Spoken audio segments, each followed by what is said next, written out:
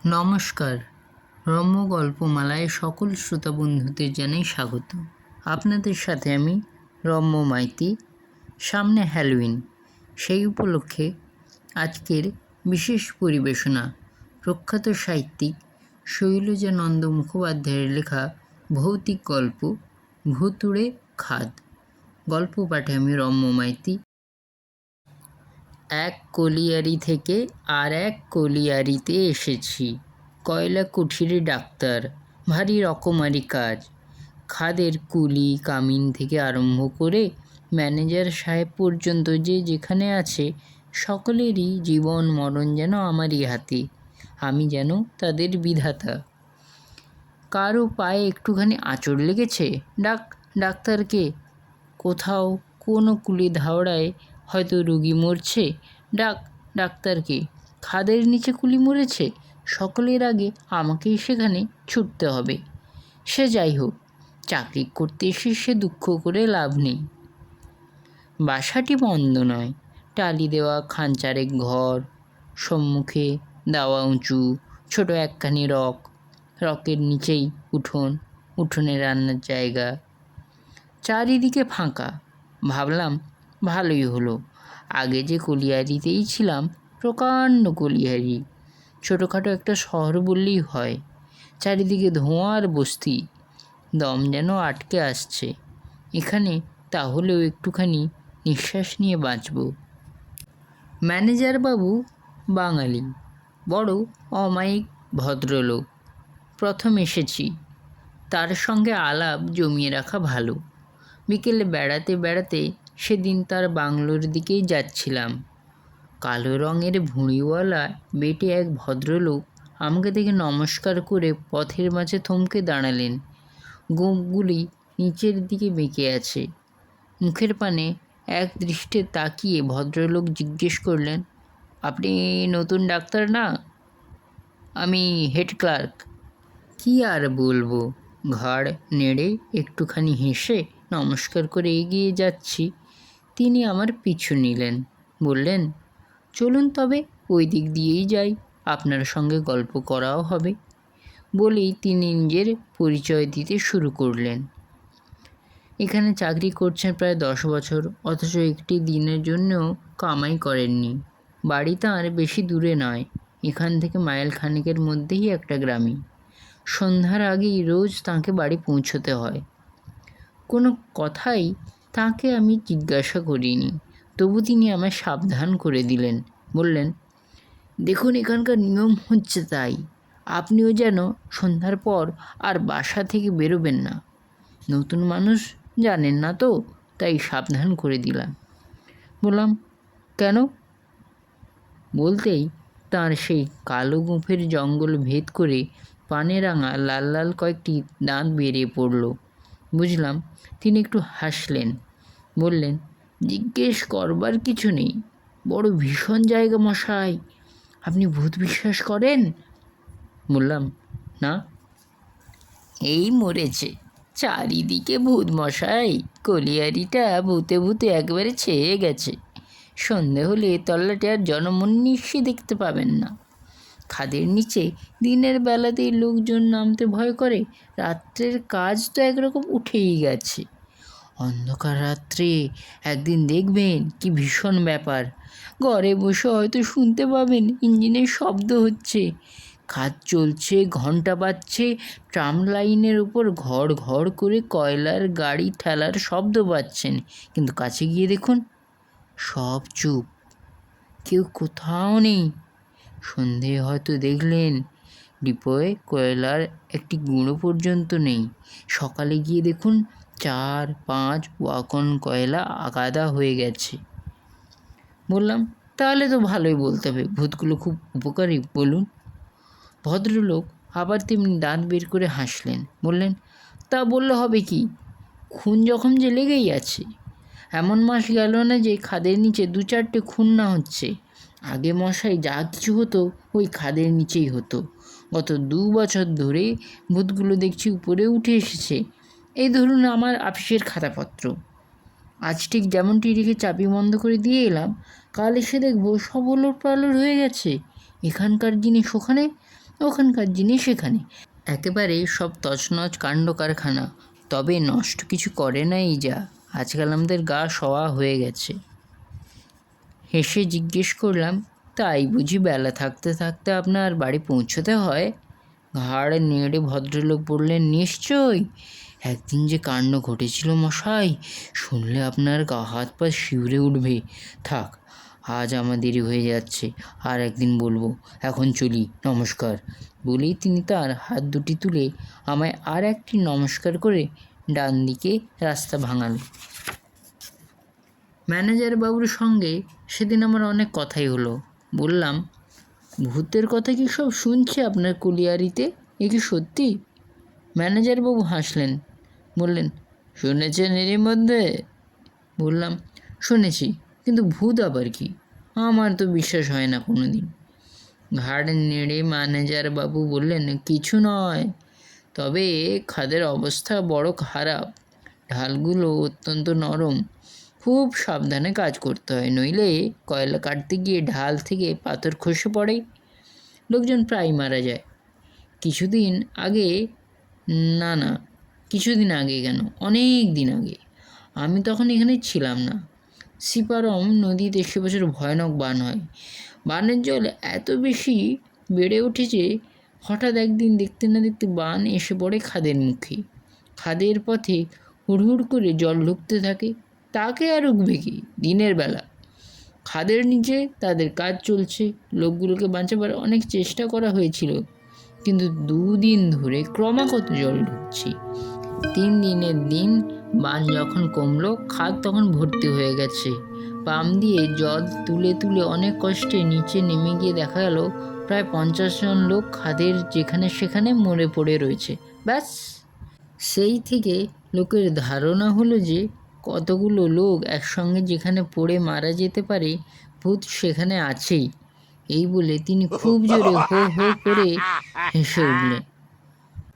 আমি হাসলাম বটে, কিন্তু কেবলই আমার মনে হতে লাগলো, আহা, কতগুলো মানুষ কোনো দিক থেকে সাহায্য না পেয়ে নিতান্ত অসহায়ের মতো হাহাকার করে জলে ডুবে মারা গেল। কারো হয়তো বুড়ো বাপ মা আছে খাদের উপরে কুলি ধাওড়ায়, কারো ছেলে, কারো মেয়ে, কারো স্ত্রী, কারো স্বামীপুত্র। আহ, চুপ করে ভাবতে গিয়ে আমার মুখের হাসি আমার মুখেই মিলিয়ে গেল। সে করুণ দৃশ্য যেন আমি আমার চোখের সম্মুখে দেখতে পেলাম। গল্প করতে করতে সন্ধে হলো। ম্যানেজার বাবুর চাকর আমাদের কাছে লণ্ঠন দিয়ে গেল। উঠতে যাচ্ছিলাম, তিনি বললেন, একটু চা খেয়ে যান। চা খেয়ে তার কাছ থেকে যখন বিদায় নিলাম, রাত্রি তখন 8টা। ম্যানেজার বাবু বললেন, আলো নিয়ে চাকরটা আপনাকে পৌঁছে দিয়ে আসুক। ভাবলাম তিনি ভেবেছেন হয়তো ভূতের ভয়ে রাস্তায় যদি আমার আবার কিছু বিপদ আপদ হয়। হেসে বললাম, না, কিছু দরকার নেই, ভূতের ভয় আমি করি না। তিনিও হেসে আমায় নমস্কার করে দরজাটি বন্ধ করে দিলেন। ফটক পেরিয়ে বাইরে যখন পথে এসে দাঁড়ালাম, দেখি অন্ধকারে তখন চারিদিক থমথম করছে, কোথাও জনমানুষের সাড়া শব্দ নেই। মাথার উপরে আকাশের দিকে তাকিয়ে দেখলাম আকাশটা যেন তারায় ঠাসা। তারই একটুখানি ঝাপসা আলোয় পথের উপর দিয়ে এগিয়ে চললাম। বাসাটা আমার নেহাত কাছে নয়, পথের পাশে 2-3টে কুলি ধাওড়া পেরিয়ে আম কাঁঠালের একটি বাগান, তারপরেও খানিকটা কালো কয়লার গুঁড়ো দিয়ে তৈরি ছোট একটি পথ। তারই কিছু দূর এগিয়ে গিয়ে বাঁহাতি একটা পোড়ো বাড়ির মতো ভাঙা বাড়ি।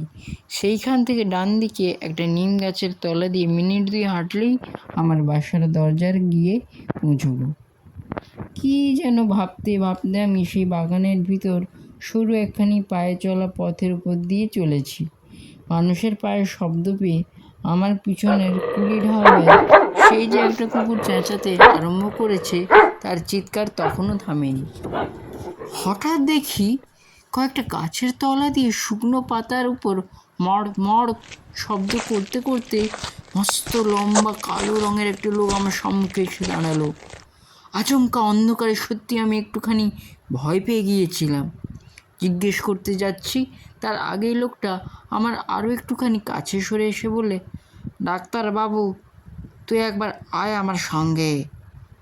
লোকটা বোধহয় সাঁওতাল। আমি বললাম, কেন? সে বললে, ছেলেটাকে আমার বাঁচাতে হবে ডাক্তার, তুই যদি না যাবি তো ছেলেটা মরে যাবে, তুই আয়। কী হয়েছে তোর ছেলে? বললে, তা জানি না বাবু, তুই দেখবি চল, এবার তোকে আমি ঘরে কাছে দাঁড়াই দিয়ে যাব। গলার আওয়াজ শুনেই মনে হলো লোকটা হয়তো এক্ষুনি কেঁদে ফেলবে। আমি আর না বলতে পারলাম না, বললাম, চল। বাগান পেরিয়ে আমরা একটা রাস্তা ধরলাম। সে আমার আগে আগে চলতে লাগলো। জিজ্ঞাসা করলাম, তোর নাম কি? বললে, আমার নাম টুইলা মাঝি।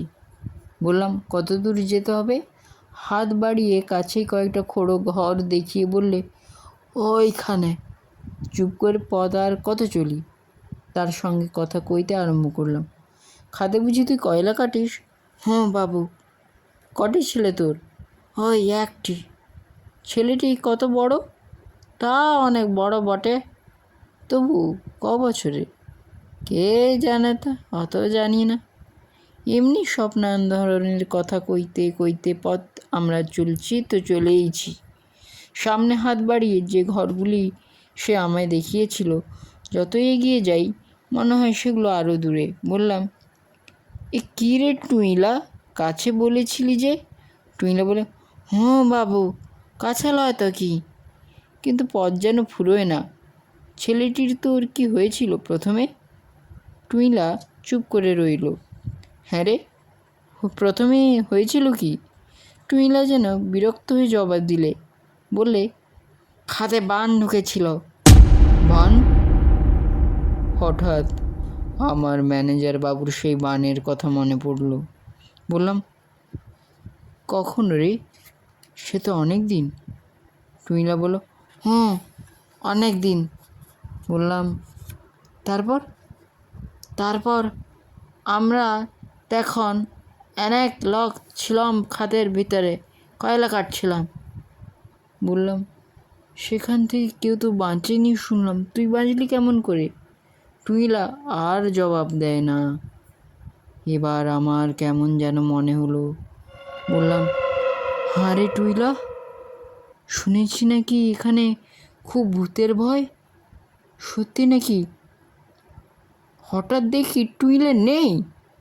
অন্ধকারে ভাবলাম কালো মানুষ, হয়তো খানিকটা এগিয়ে গেছে তাই দেখতে পাচ্ছি না। ডাকলাম, টুইলা, কোথায় টুইলা? এদিকে ওদিকে আগে পিছে তাকিয়ে দেখি টুইলা কোথাও নেই। চারিদিকে দিক চিহ্ন অন্ধকার আর ঝিঁঝি পোকার ডাক। মাথার ভিতরটা চনচন করে উঠল। সমস্ত শরীরের রক্ত তখন আমার জল হয়ে গেছে। পিছন ফিরে ছুটবার চেষ্টা করলাম, কিন্তু ছুটে আমি যাব কোথায়? চিৎকার করলেই বা কে শুনবে? ভাবলাম মৃত্যু অনিবার্য। চলতে গিয়ে দেখি পা দুটো আড়ষ্ট, গলাটা যেন শুকিয়ে কাঠ হয়ে গেছে। কোন দিক দিয়ে কেমন করে কতক্ষণ চলেছি কিছুই আমার মনে নেই। রাত্রি অন্ধকার কেটে গিয়ে চারদিক যখন ফর্সা হচ্ছে দেখি, তখনও আমি পথ চলছি। শরীরে তখন শক্তি নেই, পায়ে জোর নেই, নিতান্ত কেন যেন মরিনি বলেই বেঁচে আছি এমনই আমার মনে হতে লাগলো। দূরে কতকগুলো লোক আসছে দেখে সেইখানে সেই পথের ধারে আমি বসে পড়লাম, কিন্তু কাউকে যে আর বিশ্বাস হয় না, এরাও ভূত হয়তো। প্রভাতের আলোয় দেখলাম কয়েকজন কুলি তাদের ঝোড়া গাঁইতি কাঁধে নিয়ে কুঠিতে বোধহয় কাজ করতে চলেছে। জিজ্ঞেস করলাম, হ্যাঁ রে ডোমরানা কোন দিকে? একজন বলে, সে হেথা কোথা বাবু, ওই যে চিমনি দেখছিস ওইখানে। সর্বনাশ, উঠে দাঁড়ালাম। প্রায় 30 মাইল হেঁটে একেবারে ক্লান্ত পরিশ্রান্ত আধা মরা হয়ে বাসায় যখন ফিরলাম, দেখি বাড়িতে তখন কান্নাকাটি পড়ে গেছে। মেয়ে, ছেলে, এমনকি চাকরটা পর্যন্ত সারা রাত ঘুমায়নি। অপরিচিত জায়গা, কাকেই বা কী বলবে? ভগবানের উপর নির্ভর করে সবাই তখন হাঁ করে পথের পানে চেয়ে আছে। পাছে ওরা ভয় পায় ভেবে কাউকে কিছু বলিনি। বললাম, মরণাপন্ন একটি রুগীর কাছে সারা রাত আমাকে জাগতে হয়েছে। সকালেই সেখান থেকে আমায় বদলি করবার জন্য কোম্পানির হেড অফিসে দরখাস্ত করে জবাবের আশায় বসে আছি। এমন দিনে আবার এক দুর্ঘটনা। রাত্রি তখন প্রায় 1টা। ম্যানেজারের কাছ থেকে ডাক এলো, খাদের নিচে লোক মরেছে, আমায় যেতে হবে। বলে পাঠালাম যাওয়া আমার পক্ষে অসম্ভব, ম্যানেজার বাবুকে দয়া করে একবার আসতে বলো। আলো হাতে 2জন চাপরাশিকে সঙ্গে নিয়ে ম্যানেজার বাবু নিজেই এলেন। হাসতে হাসতে বললেন, ভূতের ভয় বুঝি? সেদিনের সেই টুইলার কথাটা আমি তাকে বলিনি, লজ্জায় বলতে পারিনি। বললাম, না তা নয়, খাদের নিচে রাত্রে তো এখানে কাজ কেউ করে না, তবে মরলো কেমন করে? ম্যানেজার বাবু বললেন, কিছু কয়লার দরকার ছিল, তাই ডবল হাজরি দিয়ে মদ খাইয়ে নামিয়েছিলাম। পুলিশে খবর পাঠিয়েছি, তার আগে চলুন একবার দেখে আসতে হবে। অনেক লোকজনের সঙ্গে নিয়ে ভয়ে ভয়ে খাদে গিয়ে নামলাম। গিয়ে অবাক কাণ্ড, কয়লা কাটা হচ্ছিল 7 নম্বর কাঁথের মুখে। সেইখানে কয়লার ছাবড়া মাথায় পড়ে লোকটা মরেছে। মরবার পর মৃতদেহ সেইখানে ফেলে রেখে লোকজন উপরে উঠে এসেছিল। ফিরে এসে দেখা গেল মৃতদেহ সেখানে নেই। মাল কাটার সর্দারকে সঙ্গে নিয়ে প্রচুর আলো এবং লোকজনের সঙ্গে আমরা মৃতদেহের সন্ধান করতে লাগলাম। প্রায় ঘণ্টাখানেক খুঁজোখুঁজির পর দেখা গেল তার সেই রক্তাক্ত মৃতদেহ পড়ে আছে প্রকাণ্ড একটা ফাঁকের মাঝখানে। সেখানে যাবার কোনো সম্ভাবনাই নেই। মৃতদেহটাকে সেখান থেকে টেনে এনে আবার সেই 7 নম্বর কাঁথির কাছে রেখে দিয়ে আমরা তো উপরে উঠে এলাম। পুলিশ না আসা পর্যন্ত মৃতদেহ উপরে তুলবার উপায় নেই, অথচ প্রচুর পুরস্কারের লোভেও কেউ সেখানে মোড়া আগলে থাকতে রাজি হলো না। ম্যানেজার বাবু নিজে আমায় বাসায় পৌঁছে দিয়ে গেলেন। পুলিশ এলে আমাদের খাদে নামতে হবে। রাত্রি তখন কত ঠিক মনে নেই। পুলিশ এসেছে। আবার আমরা খাদের নিচে গেলাম। এবার আমাদের সঙ্গে আর বেশি লোক গেল না, যেতে চাইল না। ম্যানেজার বাবু হেসে বলেন, পুলিশ আমাদের সঙ্গে আর ভাবনা কি, ভূতেরও তো পুলিশের ভয় আছে। ম্লান হাসি হেসে নেমে তো গেলাম, যা থাকে কপালে। একে রাত্রির অন্ধকার, তার উপর আবার কালো কয়লার সেই পাতালপুরি, চারিদিকে কালো। তবে আমাদের সঙ্গে আলো ছিল প্রচুর, প্রত্যেকের হাতে একটি করে সেফটি ল্যাম্প। পুলিশ ইন্সপেক্টরের হাতে টর্চ। আগে আগে যাচ্ছে মালিকটার সর্দার। কিন্তু গিয়ে দেখি অবাক কাণ্ড, মৃতদেহ সেখানে নেই, খালি কয়েকটা রক্তের দাগ কাল কয়লার উপর জমাট বেঁধে রয়েছে দেখলাম। ওর মুখ চাওয়াচাওয়ি করে দাঁড়িয়ে আছে, কারো মুখে কোনো কথা নেই, চারিদিক নিস্তব্ধ। খাদের ঢাল থেকে কোথাও বা খুট খুট করে ছোটো ছোটো কয়লার টুকরো খসে এসে পড়ছে, কোথাও বা টুপু টুপু করে জল পড়ার শব্দ পাচ্ছি। কী করা যায়? ইন্সপেক্টর বাবু বললেন, আসুন এদিক ওদিক খোঁজ করে দেখি। আমার বিশ্বাস হচ্ছে না। বিশ্বাস তো আর না হবারই কথা, কিন্তু আমাদের আর না বিশ্বাস করে যাই কোথায়? এই আগের বারেও তো এমনি হয়েছিল। খোঁজাখুঁজি আরম্ভ করলাম। ইন্সপেক্টর বাবু বেশ সাহসী, টর্চের আলো ফেলতে ফেলতে তিনি সবার আগে চললেন। সবার পিছনে যেতে আমার ভয় করছিল। কোনো রকমে পাশ কাটিয়ে কৌশল করে কাউকে জানতে না দিয়ে ফস করে আমি একসময় মাঝে গিয়ে ঢুকলাম। খোঁজার আর অন্তর রইল না, কিন্তু লাশ আর পাওয়া যায় না। খুব ছোট একটা সুড়ঙ্গের ভেতর দিয়ে চলেছি, হঠাৎ একটা বিরাট চিৎকার। ভয়ানক একটা কিছু অপঘাত ঘটলে মরবার আগে মানুষ যেমন করে চেঁচিয়ে ওঠে, যেন ঠিক তেমনই একটা গোঙানির শব্দ, একেবারে ইন্সপেক্টর বাবুর পায়ের কাছে। আমরা তো সব চমকে উঠে শিউরে খানিকটা পিছু হটতে গিয়ে ওর গায়ে পড়লাম। ভয়তো আমি ইন্সপেক্টরকে তখন জড়িয়ে ধরেছি, সর্বাঙ্গে শিরশির করে গায়ের লোমগুলো খাড়া হয়ে উঠছে। গেলাম আর কি, বাঁচবার আর কোনো আশা নেই। ইন্সপেক্টর বাবু তো সাহসী লোক, টর্চের আলো ফেলে যেমনি নিচের দিকে তাকিয়েছেন, দেখেন মৃতদের বুকের উপর পা দিয়ে তিনি দাঁড়িয়ে। বাপ বলে তিনি লাফিয়ে একেবারে উল্টে পড়লেন আমার ঘাড়ে। আমি পড়লাম ম্যানেজারের গায়ে। ম্যানেজার দিলেন একটা কনস্টেবলের পা মারিয়ে। এমনি করে সবাই মিলে আমরা হুটোপুটি করছি। এমন সময় অবাক কাণ্ড, ইন্সপেক্টরের হাতের টর্চ গেল নিভে। অনেক টিপাটিপি করেও কিছুতেই আর জ্বালানো গেল না। তারপর একে একে আমাদের প্রত্যেকের হাতের আলোগুলো নিভতে আরম্ভ করলো। প্রাণের আশা তখন একেবারেই ছেড়ে দিলাম। কাঠ হয়ে আমরা দাঁড়িয়ে পরামর্শ করে আমি বললাম, যেমন করে হোক দেশলাই জেলে জেলে সুড়ঙ্গের দেওয়াল ধরে ধরে চলুন আমরা ফিরে যাই। এমন করে এখানে প্রাণ দেওয়ার চেয়ে পালিয়ে যাওয়া ভালো। সর্দার বলল, চল, আমি পাচ্ছি নি, দে একটা জ্বালা কাঠির বাস্কো দে আমার হাতে। আমার পকেটে দেশলাই ছিল, কাঁপতে কাঁপতে সেটা বের করে সর্দারের হাতে দিলাম। কিন্তু ফস করে সর্দার যেই কাঠি জ্বেলেছে, তারই সেই সামান্য আলোতে দেখলাম কিম্ভূত কিমাকার প্রকাণ্ড একটা দৈত্যের মতো কালো কুচকুচে এক সাঁওতাল এসে দাঁড়িয়েছে আমাদের সম্মুখে। লম্বা লম্বা হাত দুটো বাড়িয়ে এসে আমাদের সুড়ঙ্গের পথ আগলে বলে উঠল, চাপে কথা, ছেলেকে আমার বাঁচায় কুতে, তা বাতে যাবি? ইন্সপেক্টরের পকেটে ছিল রিভলভার। চট করে সেটা বের করে তিনি দাঁ করে চালালেন এক গুলি। ভীষণ আওয়াজে আমাদের কানে তালা লেগে গেল। কিন্তু তৎক্ষণাৎ শুনতে পেলাম অন্ধকার সুড়ঙ্গের মধ্যে ইন্সপেক্টর চিৎকার করে বলে উঠলেন, গেলাম গেলাম, ওরে বাবা রে, ছেড়ে দে বাবা, ছেড়ে দে। ভূতে মানুষে মারামারি। ইন্সপেক্টরের গোঙানির আওয়াজ শুনতে পাচ্ছি, মনে হচ্ছে যেন তাকে আমাদের কাছ থেকে খানিক দূরে নিয়ে গিয়ে ঠেলেছে। ঝটপট ঝটপট করতে করতে সব থেমে গেল। শুনলাম সাঁওতালটা বলছে, গুলি চালাবি আর চালা, দেখি কেমন মরদ। আমরা তখন পরস্পরকে জড়িয়ে ধরে ঠক ঠক করে কাঁপছি। আমাকে মেরেছিস মানে ডুবে জলের ভিতর করে, ঠিক ইঁদুর মারা করে। ছেলেটা ছিল, আবার তাকেও মেরে দিলি। বলতে বলতে সাঁওতালটা এগিয়ে এলো আমাদের দিকে। কই তোদের ম্যানেজার কই? ম্যানেজার বাবু কেঁদে ফেললেন, দোহাই বাবা, আমায় ছেড়ে দে বাবা, আমার কোনো দোষ নেই। আচ্ছা তোকে নয় ছেড়ে দিলাম, কই ডাক্তারটা কই?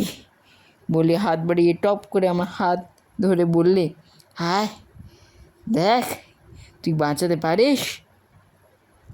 আমার তখন দম আটকে এসেছে, মুখ দিয়ে কথা বেরোচ্ছে না, গোঁ গোঁ করছি। তারপর কেমন করে যে উপরে উঠে এসেছি, কেমন করে যে বাড়ি পৌঁছেছি কিছুই জানিনি। চাকরি ছেড়ে দেবো বলে দরখাস্ত তো আগেই করেছি, জবাব এলো কি না জানবার জন্য বেলাবেলি তো গেলাম সেদিন ম্যানেজারের সঙ্গে দেখা করতে। গিয়ে শুনে অদ্ভুত ব্যাপার, কাল রাত্রি থেকে ম্যানেজারকে কোথাও খুঁজে পাওয়া যাচ্ছে না। খাদের নিচেও না, খাদের উপরেও না। সর্বনাশ! সর্বাঙ্গে আমার শিউরে উঠল। তাহলে তিনি গেলেন কোথায়?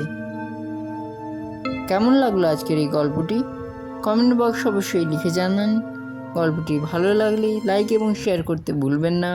পরবর্তীকালে নিত্য নতুন নানা স্বাদের গল্প কবিতা শুনতে এখনই আমার চ্যানেলটি সাবস্ক্রাইব করে আমার পাশে থাকুন। ধন্যবাদ।